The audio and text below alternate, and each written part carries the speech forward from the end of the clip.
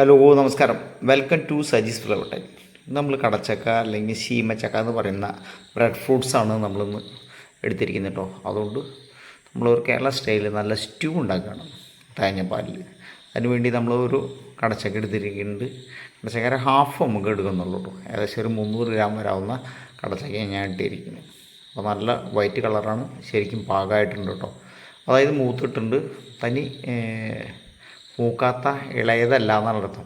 എന്നാലേ നമുക്ക് ഉടഞ്ഞ് പോവുള്ളൂ. നല്ല സ്റ്റൂവിന് അല്പം ടേസ്റ്റ് കൂടുതൽ കിട്ടാനായിട്ട് അല്പം ഒന്ന് മേശാണ്. അതിന് നമ്മൾ കട്ട് ചെയ്ത് അതിൻ്റെ കൂഞ്ഞൊക്കെ കളഞ്ഞ് അതാ നല്ല അല്പം ഉപ്പ് വെള്ളത്തിലിട്ട് നന്നായിട്ട് വാഷ് ചെയ്തിടണം കേട്ടോ. നല്ല കളർ കിട്ടും. അതിൻ്റെ കറ എന്ന് പറയുന്നതൊക്കെ പോയിട്ട് അതിന് ശേഷം എന്താ നമ്മൾ ഇത്തിരി ഗരം മസാല, ഏലക്കായ, പട്ട, പെരുംജീരകം, ഒരു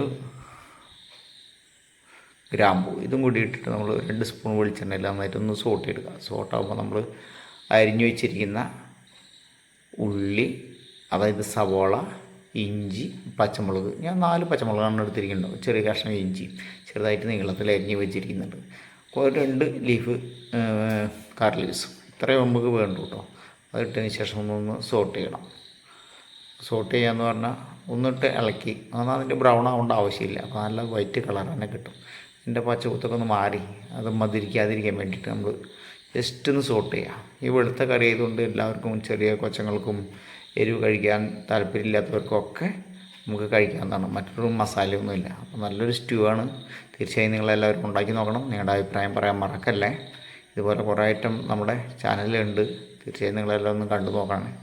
അത് നമ്മൾ കട്ട് ചെയ്ത, നല്ല വാഷ് ചെയ്ത ചെറിയ ചെറിയ ക്യൂബുള്ള കടച്ചക്ക, നമ്മൾ കടച്ചക്ക അല്ലെങ്കിൽ ബ്രെഡ് ഫ്രൂട്ട്സ് ഇട്ടു. ഇനി നമ്മൾ ഏകദേശം 1.5 കപ്പ് വെള്ളം ഒഴിച്ച് ഒന്ന് കുക്ക് ചെയ്യണം. ഒരു 10-15 മിനിറ്റ് കൊണ്ട് നമ്മുടെ കടച്ചക്ക പെട്ടെന്ന് വെന്ത് കിട്ടും.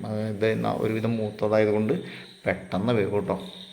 ഒത്തിരി നമുക്ക് വേവേണ്ട ആവശ്യമില്ല. എന്നൊരു 90% വെന്ത് കിട്ടി. ഇനി വെന്ത് കിട്ടിയതിന് ശേഷം വെള്ളമൊക്കെ വറ്റിയിട്ടുണ്ട് കേട്ടോ. ഞാൻ വെള്ളം ഒഴിച്ചാണ് ചെയ്തത്. ചിലർ 3 പാൽ ഒഴിച്ചൊക്കെ ഇത് വേവിക്കും.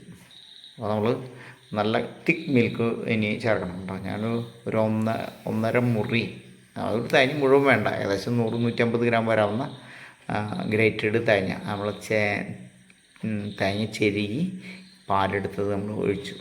അതാണ് നമ്മുടെ കറി ഏകദേശം ഫിനിഷ് ആയിട്ടോ. നമ്മൾ അല്പം പെപ്പർ ഇടണം. അല്പം പെപ്പർ അധികം ഇട്ടിട്ടുണ്ടെങ്കിൽ കളർ പോവും, പക്ഷെ നല്ല ഫ്ലേവർ കിട്ടും. അതിന് വേണ്ടി നമ്മളൊരു 1/2 ടീസ്പൂൺ ക്രഷ് പെപ്പറാണ് ഇടുന്നത് കേട്ടോ. അപ്പോൾ ഇതോടുകൂടി നമുക്ക് നമ്മുടെ സ്റ്റൂ റെഡിയായി. ഇനി വേണമെങ്കിൽ നിങ്ങൾക്ക് അല്പം വെളിച്ചെണ്ണ വേണമെങ്കിൽ മേലെ ഒഴിച്ച് കൊടുക്കാം. ഞാനൊന്നും ഒഴിക്കുന്നില്ല, കാരണം ആവശ്യത്തിന് ഞാൻ ചേർത്തു. പിന്നെ തേങ്ങാപ്പാൽ അധികം നേരം വിട്ട് തിളപ്പിക്കരുത്, തിളപ്പിച്ചാൽ മേലെ വരും. അപ്പോൾ സ്റ്റൂവിന് വേണ്ടിയുള്ള തിക്കായി, നല്ല കൺസിസ്റ്റൻസിയായി, നല്ല ഫ്ലേവറായി, സൂപ്പർ ടേസ്റ്റ്. അപ്പോൾ നിങ്ങൾ തീർച്ചയായും ഉണ്ടാക്കി നോക്കി നിങ്ങളുടെ അഭിപ്രായം പറയണേ. താങ്ക് യു, യുവർ ഗ്രേറ്റ് സപ്പോർട്ടാണ്. Thank you to everybody. Sajis Flower Tile. Enjoy the life. Bye.